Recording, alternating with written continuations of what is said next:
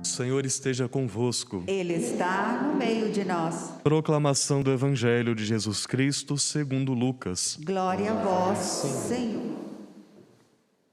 Estava chegando o tempo de Jesus ser levado para o céu.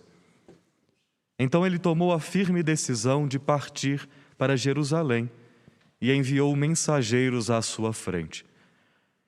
Estes puseram-se a caminho e entraram num povoado de samaritanos para preparar hospedagem para Jesus.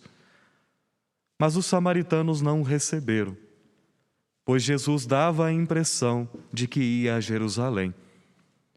Vendo isso, os discípulos Tiago e João disseram: Senhor, queres que mandemos descer fogo do céu para destruí-los? Jesus, porém, voltou-se e repreendeu-os, e partiram para outro povoado. Palavra da salvação. Glória a vós, Senhor.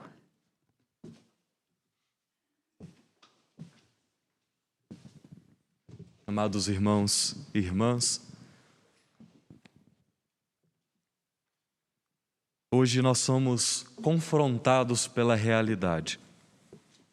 A nossa vida, muitas vezes, ela tem uma expectativa daquelas coisas que podem vir a acontecer, mas em muitas e muitas oportunidades, essas expectativas não se realizam e então nós vamos de encontro à realidade nua e crua, tal como a vida nos apresenta. No Evangelho de hoje, mais uma vez, Jesus é recusado. No princípio do Evangelho de Lucas, ele foi recusado na sua própria terra. Ali em Nazaré, no momento em que as pessoas começaram a perceber que Jesus era filho do carpinteiro, filho de José, filho de Maria. E então Jesus conclui: um profeta não é bem recebido na sua terra, não é bem recebido entre os seus. Hoje Jesus é recusado pelos pagãos, pelos samaritanos. E Jesus está aqui já convicto da sua caminhada até Jerusalém, e nós também sabemos que em Jerusalém ele será também recusado, chegando ao cume desta recusa, que é a morte de cruz. Jesus então, em vários momentos, encontra com essa solidão da recusa, daquele que por amor veio ao encontro dos teus filhos, mas que pela maioria deles não foi acolhido, não foi entendido. E grande parte desta recusa se debruça justamente sobre essa expectativa das pessoas. Primeiro, lá em Nazaré, da expectativa de que este Messias que haveria de vir não fosse um homem simples, filho do carpinteiro. A mesma coisa acontece lá em Jerusalém. Esperavam um Messias forte, poderoso, alguém que viesse para reinar, para libertar o povo, no sentido de alguém que viria para ser rei, para poder dominar toda a terra. Mas Jesus não cumpre com a expectativa dessas pessoas, mas a vinda do Filho de Deus é uma vinda diferente. Jesus se faz pobre, se faz pequeno. Jesus, em muitas oportunidades, não quer mostrar este seu poder, não veio mesmo para poder ser este rei aqui nesta terra, mas ele revela, sobretudo na cruz, que a vinda dele seria bem diferente daquilo que as pessoas esperavam. Tiago e João aqui queriam este poder. Diante da recusa, queriam pedir para que mandasse fogo do céu. Mas Jesus os repreende, até porque eles não tinham ainda a capacidade de compreender aquilo que, de fato, o Messias veio fazer entre os seus. A nossa vida, muitas vezes, se debate entre essas expectativas, e essa expectativa, muitas vezes, nos faz sofrer. Há pouco tempo eu encontrei com um padre, aqui mesmo na porta da ermida, e este padre, com seus 85 anos de vida e mais de 50 anos como sacerdote, Padre Reginaldo Peçanha, um homem muito sábio, e ele me disse algo que me marcou e fala justamente sobre essa expectativa. Ele disse assim: olha, Padre Henrique, eu me realizei muito no meu ministério. A única coisa que me gerou sofrimento foram as expectativas que eu criei em relação às coisas e às pessoas, e essas expectativas não foram cumpridas e isso me fez sofrer. É óbvio que a gente não consegue ficar sem esperar as coisas dos outros. A gente espera, a gente ama e a gente quer ser amado. A gente faz algo e de alguma maneira espera que isso também aconteça. Mas é preciso tomar cuidado, porque muitas vezes a expectativa não virá a se realizar, e às vezes essa expectativa que nós criamos é uma ilusão.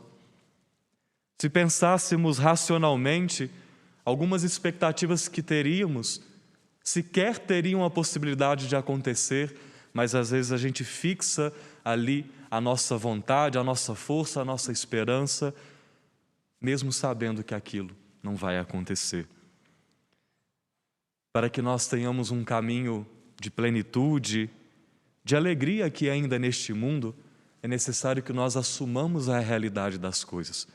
As coisas tal como elas se apresentam, tal como elas são. A própria relação com Deus não é uma relação com as nossas expectativas. A relação com Deus é a relação com uma pessoa. É relação com alguém que tem uma vontade. E nós frustramos-nos muito por conta das expectativas que temos em relação a Deus.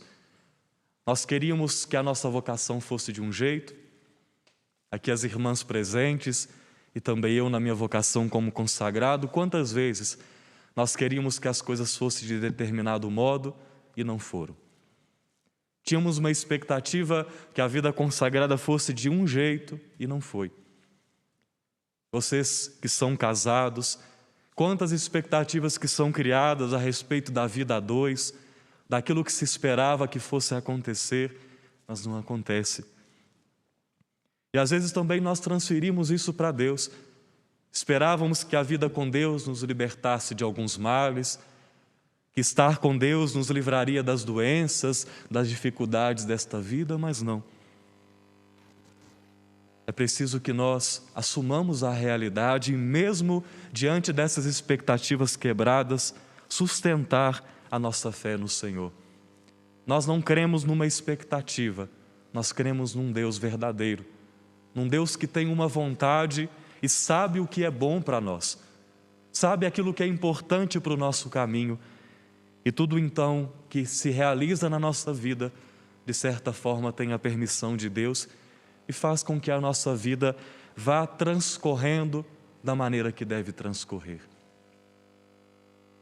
Os discípulos não queriam a morte do Senhor, mas eles sabiam muito bem que era para isso que ele tinha vindo.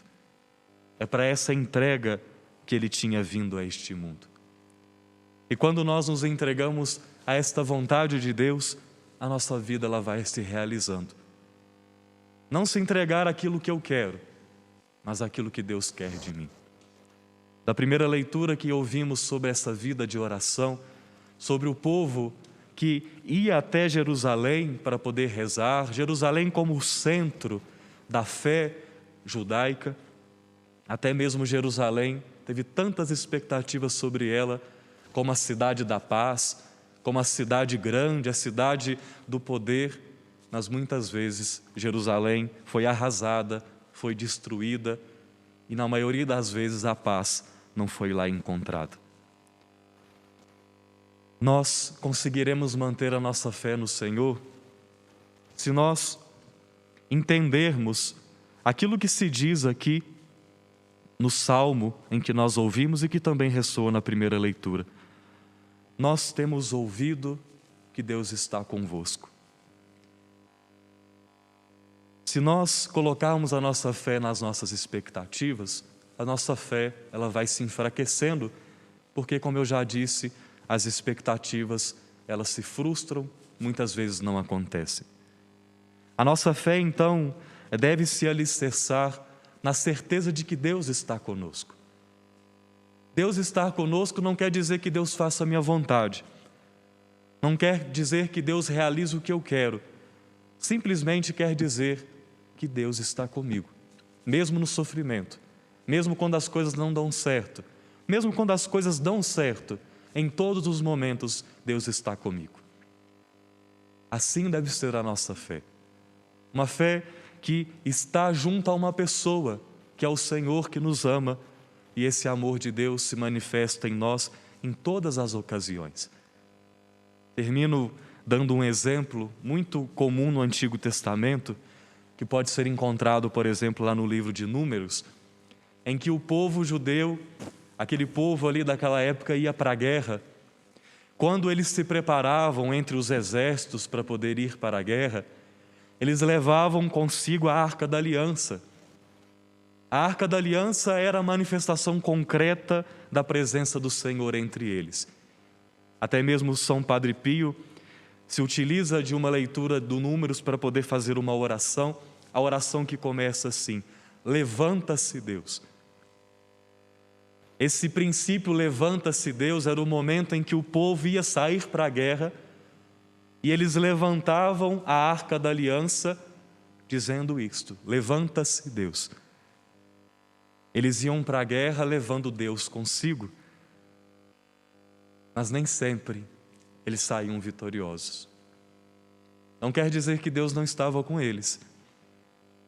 Quer dizer somente que, ainda com a presença do Senhor, Ele permitiu que aquela batalha não fosse vencida.